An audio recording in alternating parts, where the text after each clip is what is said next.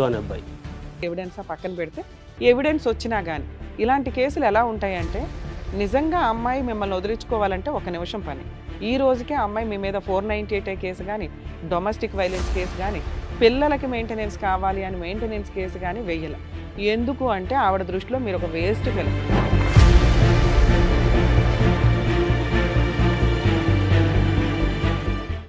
నమస్తే madam. Sir నమస్తే అండి. ఎక్కడి నుంచి వచ్చారు, ఏంటి మీ ప్రాబ్లం? నేను హైదరాబాద్లో అస్తినాపూర్ మేడం, ఆ. నర్సీపూర్ దగ్గర ఉంటుంది. ఓకే మేము అంతకంటే ముందు టీకేఆర్ కాలేజ్ అని అక్కడ ఉండేవాళ్ళము. ఓకే అయితే మాకు 2007లో మ్యారేజ్ సెటిల్ అయింది మేడం. ఫిబ్రవరి 4th ముహూర్తము.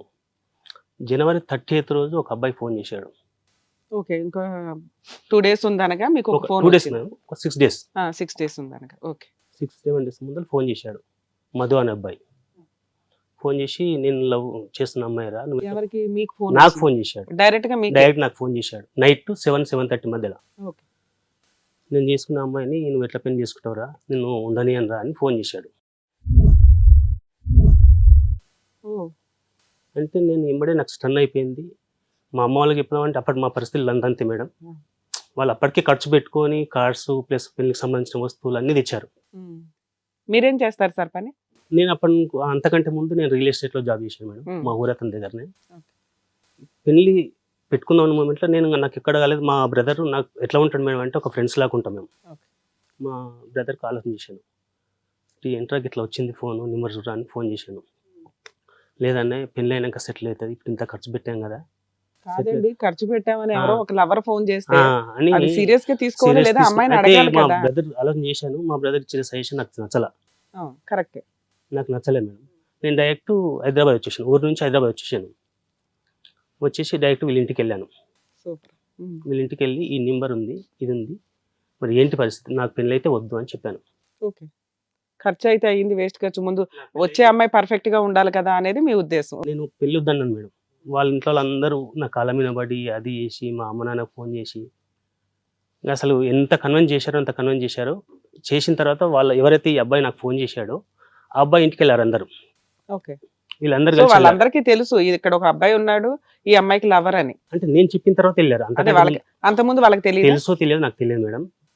అయితే వీళ్ళందరూ కలిసి వెళ్ళి వాళ్ళ అబ్బాయి నాకు ఫోన్ చేసిన అన్న దగ్గరికి వెళ్ళారు. అన్న దగ్గరికి వెళ్ళి ఏం బెదిరించారో తెలియదు, కాలేలు పట్టుకున్నారో తెలియదు, నాకైతే తెలియదు. అన్నయ్య ఏం హామీ ఇచ్చాడంటే ఇప్పటి నుంచి మీ చెల్లెలు, మీ అక్కతో మాత్రం, మీ చెల్లెలతో మాత్రం రాడు, అది నేను హామీ ఇస్తున్నాను బాండ్ పేపర్ రాయిచ్చాడు. ఎవరు? అబ్బాయి వాళ్ళ అన్నయ్య. ఇంతకీ అబ్బాయి ఏమన్నాడు? అమ్మాయిని అడిగారా మీరు? నేను అమ్మాయిని అడగలేదు మేడం. వీళ్ళు ఎందుకంటే వీళ్ళ అక్క నాకు మధ్యలో ఉండి చేయించింది, అంటే మ్యారేజ్ సెటిల్ చేయించింది. వీళ్ళ అక్కను, వీళ్ళ బావను, ప్లస్ వాళ్ళ తమ్ముళ్ళు ఇచ్చిన వాళ్ళు, అప్పటికి వాళ్ళ తమ్ముళ్ళని వాళ్ళ అమ్మని అడిగాం. వాళ్ళందరూ వచ్చారు. వీళ్ళందరూ కలిసిపోయి అబ్బాయి వాళ్ళ అన్నయ్య ఇంటికి వెళ్ళారు. అబ్బాయి కూడా ఎవరి దగ్గర ఉంటారు? అన్నయ్య దగ్గరనే ఉంటాడు.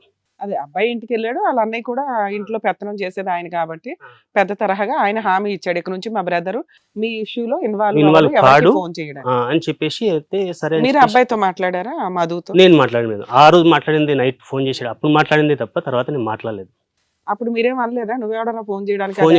లవ్ చేశాను రా, మీతో ఎట్లా సంసారం చేస్తాం అనుకో, ఇలాగా లవ్ చేశాడా అన్నీ అయిపోయినాయి అని చెప్పాడా? అది నాకు చెప్పలేదు మేడం. లవ్ చేశాను అని చెప్పాడు. అని చెప్పిన తర్వాత సరే పెళ్లి చేసుకున్నాను మేడం. 4th అదే సేమ్ ముహూర్తాన్ని పెళ్లి చేసుకున్నాము. పెళ్లి చేసుకున్న తర్వాతనే ఏమంటే మా ఉదయతన దగ్గర నేను జాబ్ చేసామని కదా, అక్కడ ఆఫీస్ ఎత్తేసాడు అతను. సరే నేను ఖాళీగా ఉన్నాను. ఖాళీగా ఉన్న తర్వాత నేను కోటి హరిద్వార్ హోటల్ అని చెప్పేసి బోర్డింగ్ అండ్ లాడ్జింగ్ మేడం, అందులో జాబ్ చేస్తున్నాను. ఆ దేవుడి దయ వల్ల మంచిగా ఉన్నది, సాఫీగా చదువుతుంది. అమ్మాయి ఏమైనా పని చేస్తుందా? ఏం లేదు మేడం, అప్పుడు లేదు. ఇప్పుడు చేస్తుంది కానీ అప్పుడు లేదు. మంచిగా చదువుతుంది మేడం. నేను ఇంట్లో కూడా నేను అన్ని చూస్తున్నాను, రెంట్ కట్టుకుంటున్నాను. అప్పుడే మా అబ్బాయి మేము కన్విన్స్ అయింది. 2007 డిసెంబర్ 17 మా అబ్బాయి పుట్టాడు. డిసెంబర్ 17th అబ్బాయి పుట్టాడు అంటే వెంటనే ఫిబ్రవరిలో మ్యారేజ్ అయింది. ఓకే, 10 months అబ్బాయి పుట్టాడు. సరే, అప్పటికి మంచిగా ఉంది మేడం, మాకు ఎలాంటి గొడవలు. ఎవరెవరు ఉండేవాళ్ళు ఇంట్లో? నేను, మా మిస్సెస్ అంతే. మీ పేరెంట్స్? మా పేరెంట్స్ ఊర్లో ఉండేవాళ్ళు. ఊర్లో ఉండేవాళ్ళు. మేమైతే ఎక్కడైతే ఉన్నామో వీళ్ళ అక్క వాళ్ళ ఇంటి దగ్గరనే అన్నట్టు. ఓకే, దగ్గరలో ఉంటే ఇంకా బెటర్ కదా అని మీరు. మీకు ఏమైనా అనుమానం ఇంకా అట్లా ఉండేదా? లేదు, కంప్లీట్ లేదు. సరే, మ్యారేజ్ అయినాకన్నా అమ్మాయిని అడిగారా? ఎవడో ఇట్లా మధు అని ఫోన్ చేశారు, ఇంట్లో వాళ్ళంతా ఓ పంచాయతీ పెట్టి ఆడి దగ్గర నుంచి హామీ తెచ్చారు? లేదు మేడం, మీరు అసలు అడగలే అమ్మాయిని? అమ్మాయిని అడగలే. ఆమెకు తెలుసు మళ్ళీ ఇది పాత తవ్వుకుంటే ఆమె నా బాధపడుతుంది అన్న ఉద్దేశంతో నేను అసలు ఏ రోజు కూడా నేను కదపల మళ్ళీ అవి. కదపలేదు, ఏ రోజు కూడా కదపలేదు. నేను హ్యాపీగా ఉన్నాగా మేడం అని చెప్పేసి మా అబ్బాయికి బర్త్డే ఫంక్షన్ బాగా గ్రాండ్ చేశాను. అప్పుడు నేను అయ్యప్ప మాల వేసుకున్నాను. అయ్యప్ప మాల వేసుకున్నాక కూడా నేను గ్రాండ్ చేశాను. అప్పటి నుంచి స్టార్ట్ అయింది నాకు ఓన్గా బిజినెస్ పెట్టాలని నాకు ఒకటి మైండ్లో థాట్ మేడం. కొద్ది డబ్బులు జామ అయినాయి, అట్లీస్ట్ పిల్లలు వచ్చారు కాబట్టి సెటిల్ అవ్వాలి. సెటిల్ అవ్వాలి. నా దగ్గర కొన్ని డబ్బులు పోగాయినాయి. నేను అందులో నుంచి జాబ్ వెళ్ళి ఒక జిల్లెలు కూడా అని ఉంటుందండి టీకేఆర్ కాలేజ్ దగ్గర, అక్కడ మెయిన్ రోడ్లో ఒక షటర్ చూసుకొని హోల్సేల్ కిరాణా షాప్ పెట్టాము. మేము వైషెస్, మేము మా కుల వృత్తి అది. పెట్టాము. పెట్టిన తర్వాత ఏమైందో తెలియదు మేడం. వాళ్ళ తమ్ముళ్ళు వస్తున్నారు, ఆ తమ్ముళ్ళ పరిస్థితి అంతంతే. అప్పుడు అమ్మాయి వాళ్ళ తమ్ముడు పరిస్థితి ఏం లేదు. మా పెళ్లి చేసింది కూడా వాళ్ళ బావ వాళ్ళ అక్క వాళ్ళ పరిస్థితి బాగుంది. వాళ్ళ తమ్ముళ్ళకు మొత్తం తీసివ్వడము ఇవన్నీ చేస్తుంది. సరే నాకు డౌట్ వచ్చి ఆమెను షాప్లో ఒక 2 months నేను షాప్లోకి రావద్దని చెప్పాను. మీరు ఒక షాప్ పెట్టగా అందులో అమ్మాయి కూర్చునేది, వాళ్ళ బ్రదర్స్ కి చేరేస్తూ ఉండేది ఏముంటే అవి. ఓకే, నాకు వద్దు, నాకు డౌట్ వస్తుంది, సామాన్ తగ్గుతుంది, డబ్బులు లేవు. నాకు షాప్లో వద్దు నువ్వు అంటే ఒక 1 month వరకు రాలేదు. మీరే అప్పుడప్పుడు బిజినెస్ పెట్టారు, ఇట్లా చేరేస్తూ ఉంటే బిజినెస్ లాస్ అయితే ఎవరికి లాస్? లాస్ అమ్మాయికి లాస్ కదా. లాస్ అయింది, లాస్ అయ్యింది. లాస్ అయింది. అప్పటికే నేను మళ్ళీ వేరే వాళ్ళ దగ్గర డైలీ ఫైనాన్స్ ప్లస్ అప్పు తెచ్చుకోవడం, మా బాబాయ్ దగ్గర అప్పు తేవడం, మళ్ళీ షాప్ రన్నింగ్ ఉంది మేడం, మంచి రన్నింగ్ ఉంది. మీరు కూర్చుంటలేరా షాప్ లో? నేను పొద్దునే నిన్న 4 o'clock లేస్తాను సార్. 4 o'clock లేచి నేను నేనే క్లీన్ చేసుకొని పాలు వేసుకొని పాలను కూడా ఇంటింటికి సప్లై చేశాను పొద్దునే. ప్లస్ వెజిటేబుల్స్ పొద్దునే మాదన పెట్టి మండి అని ఉంటుంది, అక్కడ పొద్దునే పోతేనే కూరగాయలు ఫ్రెష్ దొరుకుతాయి. 6 o'clock మీరు బిజినెస్ తో పాటు మల్టీగా అన్ని చేసుకుంటూ అన్ని వెళ్తున్నారు, చేసుకున్నాను. రూపాయి పోగేయడానికి. బాగా వేస్తున్నాను. అప్పులు తెచ్చి మళ్ళీ షాప్ ఫుల్ చేశాను. ఫుల్ చేసి మళ్ళీ రన్నింగ్ అయితే ఉంది మేడం, మంచి రన్నింగ్ ఉంది. వేరే ఆపోజిట్ లో షాప్ కూడా మీరు అవుట్ వర్క్ చేసేటప్పుడు ఆవిడ షాప్ లో కూర్చునేది, మిగతా టైంలో మీరు నేను చూసుకునేవాళ్ళా? మళ్ళీ మెటీరియల్ గురించి మళ్ళీ వెళ్ళాల్సి వస్తుంది. బేగం బజార్కి వచ్చినప్పుడు 2-3 hours పెడుతుంది మేడం డైలీ పోయి రావడానికి. అట్లా లాస్ చేసేసింది. అందులోనే నేను షాప్ మొత్తం కంప్లీట్ లాస్ వచ్చేసింది. నేను వేరే దారి వెతుక్కుందాం ఈ షాపు అని చెప్పేసి నా ప్లాన్తో నారాయణగూడలో మినరల్ వాటర్ బిజినెస్ పెట్టాను మేడం. మినరల్ వాటర్ బిజినెస్ పెట్టాను. అక్కడ కూడా దేవుడి దయ వల్ల సక్సెస్ అయింది. ట్రయల్ ఛాలెంజ్ డిస్ట్రిబ్యూషన్ తీసుకున్నాను, అది సక్సెస్ అయింది. మార్కెటింగ్ చేసుకున్నాను, అది సక్సెస్ అయింది. షాప్ కంప్లీట్ తీసేసాను మేడం. కంప్లీట్ తీసేసాను, ఎందుకంటే అది లాస్ అవుతుంది, దానికంటే ఇది బెటర్. ఇది బెటర్ అని చెప్పేసి. మరి ఇది కూడా ఆవిడ కూర్చునేది లేదు మేడం, ఇంకా రానిలేదు ఇక్కడ. మరి ఎవరు చూసేవాళ్ళు? ఇది కూడా నేనే ఇంకొక 2 వర్కర్స్ పెట్టుకున్నాను. ఇంకో 2 వర్కర్స్ పెట్టుకున్నాను. వాళ్ళకు కూడా శాలరీ బేసిక్ కాకుండా వాళ్ళకి కమిషన్ బేసిక్ నేను ఇచ్చేది. వాళ్ళు చేసుకునే వాళ్ళు డైలీ బిజినెస్ ఎంత ఉంటే వాళ్ళకి అంత కమిషన్ కాబట్టి హానెస్టీగా చేసేవాళ్ళు. డైలీ వాళ్ళకి ఇచ్చేవాడిని మేడం. ఎంత కమిషన్ వచ్చిందో వాళ్ళకి ఇచ్చేవాడిని, బాగానే ఉంది. దాని తర్వాత ఈమె ప్రవర్తన నాకు అప్పుడే కొద్దిగా నచ్చట్లేదు మేడం. వాట్సాప్ చాటింగ్లు ఇవన్నీ. అప్పటికి ఎన్ని ఇయర్స్ అయ్యింది? అప్పటికి 5 years అయింది మేడం. దగ్గర 2017 లో మ్యారేజ్ అయ్యింది. 17 ఎండింగ్ లో పాప కూడా పుట్టింది. పాప కూడా పుట్టింది. ఈ బిజినెస్ ఏదో కొంచెం ఫైనాన్షియల్ గా తేడా వచ్చింది, అది ఆపారు. అమ్మాయి మేనేజ్ చేసేది. కొంచెం అమ్మాయి బిజినెస్ తీసేశారు, అమ్మాయి సైడ్ చేసి ఇంట్లో పెట్టారు. అప్పటికి మీకు 2 పిల్లలు. 5 years బాగున్నారంటే 2020 లాక్డౌన్ వరకు బాగున్నారు. లాక్డౌన్ కంటే ముందే స్పాయిల్ అయింది. బాగున్నాము. కానీ నాకు మధ్యలో ఎప్పటి నుంచి డౌట్ వచ్చేసింది మేడం. అంటే మీ వాట్సాప్లు చేసుకోము, ఫోన్లు చేసుకోము, ఆ లాక్ నెంబర్స్ మార్చడము నేను చెక్ చేయకుండా అని చెప్పేసి ఒకరోజు నేను టీవీ ముందర కూర్చున్నాను. బ్యాక్ సైడ్ బెడ్రూమ్ ఉంటుంది.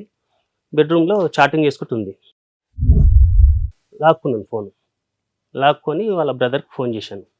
మీ అక్క ఇట్లా పిచ్చి పిచ్చి పనులు చేస్తుంది. ఎవరితో పిచ్చి పిచ్చి పనులు చేస్తుంది మీరేం చూసారు? అవినాష్ అబ్బాయితో. ఆ స్క్రీన్ షాట్స్ అన్ని తీసి పెట్టుకున్నారా?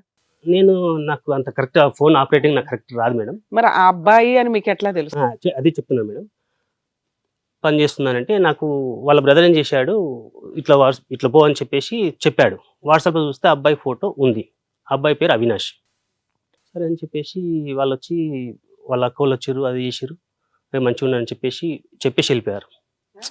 మంచిగా ఉండండి మీరు. అసలు అవినాష్ ఎవడు? వాడిని పట్టుకోవట్లేదు వాళ్ళు. అతనితో ఎందుకు మాట్లాడింది? ఎలా పరిచయం? అతను ఏమంటున్నామంటే నాకు జాబ్ కావాలన్నది.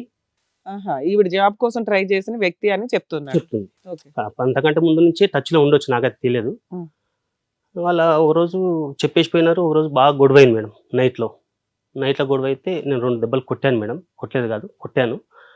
తెల్లారి వాళ్ళ అమ్మ, వాళ్ళ తమ్ముళ్ళిద్దరు, వాళ్ళ అక్క వచ్చిర్రు. ఓకే. మళ్ళీ మళ్ళీ నెక్స్ట్ డే మా అమ్మ నాన్న కూడా పిలిపించాను నేను. మా అమ్మ నాన్న రాలేదు, మా తమ్ముడు మా అమ్మ వచ్చారు. వాళ్ళు వచ్చేటప్పుడు ఏం చేశారంటే ఒక బాండ్ పేపర్ తీసుకుని వచ్చారు. ఉమ్. నువ్వు ఇట్లా లేనిపోని నిందలు వేస్తున్నావు, మా అక్క ఇట్లా ఏమైనా చేసుకుంటే నీదే మీదే బాధ్యత బాధ్యత. అని చెప్పి రాసామని చెప్పారు. చాలా ఒక 4 అవర్స్ బాగా గొడవైంది మేడం. గొడవైన తర్వాత సరే అని చెప్పేసి వాళ్ళు లాస్ట్కి ఏం చెప్పారంటే ఆమెకు, ఈ అవినాష్ అనే వ్యక్తి ఇంకొకసారి నీకు ఫోన్ చేయొద్దు, నువ్వు వాడికి ఫోన్ చేయొద్దు. సార్ ఇప్పుడు ఈ అవినాష్ అనే వ్యక్తి ఫోన్ లో మీకు దొరకడానికి మళ్ళీ ఈ పంచాయతీ జరగడానికి ఎంత టైం ఉంది మొత్తం? 2 months, 1 month, 1 month లేదు, 10-15 days అంతే. 10-15 days లోనే? ఆ, ఎప్పుడైతే ఫస్ట్ టైం మీకు తెలిసిందో వాళ్ళు వచ్చారు, సర్దుకోమన్నారు. చదువుకున్నాను. మళ్ళీ 15 days కి బాండ్ పేపర్ తో వచ్చారు. బాండ్ పేపర్ తో ఈ వచ్చారు. 15 days లో అమ్మాయి ఆ ఫోన్స్ ఆపడం మానలేదా? మానలేదు, మెసేజ్లు పెట్టడం మానలేదు కానీ? మేడం, ఓ. మానలేదు. 2 పిల్లలు ఉన్నారు. ఈ అవినాష్ అనే వ్యక్తితో దొరికిన తర్వాత కూడా కంటిన్యూగా మెసేజ్లు పెడుతుంది. పెడుతుంది. ఏంటి ఏదైనా మెసేజ్లు వల్గర్ గా ఉన్నాయా? ఏం చూసారు మీరు? ఎప్పుడు మీరంతా కలుస్తాము, ఎక్కడ? గొడవ పడ్డానికి 15 days తర్వాత కొట్టుకునే అంత రావడానికి కారణం ఏంటి? అదే మేడం, నేను అతనితో మాట్లాడుతుంటే అతను నేను తట్టుకోలేకపోతున్నాను. ఇప్పుడు అమ్మాయి జాబ్ కోసం ట్రై చేస్తుందని అన్నారు కదా వాడు. జాబ్ కూడా ట్రై చేస్తుందంటే, అయితే ఆ అవినాష్ అనే వ్యక్తి ఎవరు మేడం అంటే, మా మిస్సెస్ వాళ్ళ ఒక ఫ్రెండ్ వాళ్ళ షాప్ ఉంటుంది, బట్టల షాప్. ఆ. ఆ బట్టల షాప్ లో ఒక అబ్బాయి పనిచేస్తాడు. ఆ అబ్బాయి వాళ్ళ ఫ్రెండ్ ఇతను. బట్టల షాప్ లో పనిచేసేవాడు ఫ్రెండ్. ఓకే. ఆ బట్టల షాప్ ఓనరు మాధవి అని చెప్పేసి ఆమె మంచి వ్యక్తి కొద్దిగా. ఆమె కూడా చెప్పి తిట్టింది. అట్లా అయిపోయింది, గొడవ అయిపోయింది, సర్దుకోమన్నారు. నేను ఎక్కడి నుంచి ఏం చేశానంటే రూమ్ షిఫ్ట్ చేశాను మేడం. అక్కడి నుంచి ఏదైతే ఎక్కడ ఉన్నామో అక్కడి నుంచి రూమ్ షిఫ్ట్ చేశాను. ఒక 3 kilometers దూరంలో రూమ్ షిఫ్ట్ చేశాను. ఈమె జాబ్ కూడా వేరే, ఈమెకు జాబ్ దగ్గర అవుతుంది, పిల్లలకు స్కూల్ దగ్గర అవుతుంది అని చెప్పేసి రూమ్ షిఫ్ట్ చేశాను ఎక్కడికి? అస్తినాపూర్లో. టీకేఆర్ కాలేజ్ నుంచి అస్తినాపూర్. ఆస్తినాపురికి వెళ్ళి. ఆమె ఏం జాబ్ చేస్తుంది? ఎప్పుడు జాయిన్ అయింది? ఆమె ఫస్ట్ నుంచి 2 years స్కూల్లో చెప్పింది సార్. తర్వాత టీచర్. టీచర్ సార్, స్కూల్లో చెప్పింది. తర్వాత వేరే ఏజెన్సీ, అంటే మాకు దూర బంధువులు మేడం వాళ్ళు. ఏజెన్సీలో లేస్ కంపెనీది ఏజెన్సీ, అందులో జాబ్ చేస్తుంది. వాళ్ళు బాగానే శాలరీ ఇస్తున్నారు, ఓకే మనోళ్ళే కదా అని చెప్పి వాళ్ళ ఇంట్లో పెట్టుకున్నారు మమ్మల్ని. సో ఇప్పుడు మీకు 2007 లో మ్యారేజ్ అయింది. ఓ 3 years బానే ఉన్నారు. బాగానే ఆ ఉంది. అమ్మాయి పలానా మధు అనే వ్యక్తితోటి అప్పుడు ఇప్పుడు టచ్ అయితే లేదు అదే మేడం. ఒక డౌట్ వచ్చింది, వాడు ఎవడో ఫోన్ చేయడం వల్ల అది క్లియర్ అయింది. నమ్మకంగా 2 పిల్లల్ని కన్నారు. తర్వాత ఓ బిజినెస్ పెట్టారు, ఆవిడకి పెత్తనం ఇచ్చారు. ఆ పెత్తనం కాస్త స్పాయిల్ అవడం వల్ల అది బిజినెస్ ఆపేసి ఆవిడ ఇంట్లో కూర్చోబెట్టారు. తర్వాత మీకు అవినాష్ అనే ఒక వ్యక్తితోటి ఎక్కువగా చాటింగ్ చేస్తుందని మీకు అర్థమైంది. అది కంట్రోల్ చేయడానికి హౌస్ షిఫ్ట్ చేశారు. హౌస్ షిఫ్ట్ చేశాను మేడం. అమ్మాయి వాళ్ళ అమ్మ private వాళ్ళు కూడా లాస్ట్కి ఏమైందంటే, వాళ్ళ అమ్మ వాళ్ళు కానీ వాళ్ళ అక్క వాళ్ళు కానీ, వాళ్ళ అక్క వచ్చేటప్పుడు బాన్పూర్ తీసుకొని వచ్చేటప్పుడు ఫస్ట్ వాళ్ళ తమ్ముడు నన్ను కొట్టాడు. వాళ్ళ అక్కని మనం చెప్పు విసిరిపెట్టి కొట్టింది కానీ నాకు తగలలేదు. ఏది అమ్మాయి కదా తప్పులు చేస్తుంది, చేస్తుంది. మిమ్మల్ని కొట్టడానికి అవసరం అసలు లేదు. ఏందో నాకు ఏం అర్థం కాలేదు మేడం. అయితే ఇదంతా అయిపోయింది, 4 hours బాగా గొడవ జరిగింది. జరిగిన తర్వాత వాళ్ళు వెళ్ళిపోయారు. వాళ్ళు పోయేటప్పుడు మా మిస్సెస్కి ఒకటే చెప్పారు, ఆ అబ్బాయి ఫోన్ తీసేసేయి, నువ్వు ఫోన్ చేయొద్దు, వాడు చేసినా ఎత్తొద్దు అంటే సరే అంది. రూమ్ షిఫ్ట్ చేసినాము. వాడు డైరెక్ట్ ఇంటికి రావడం మొదలుపెట్టాడు.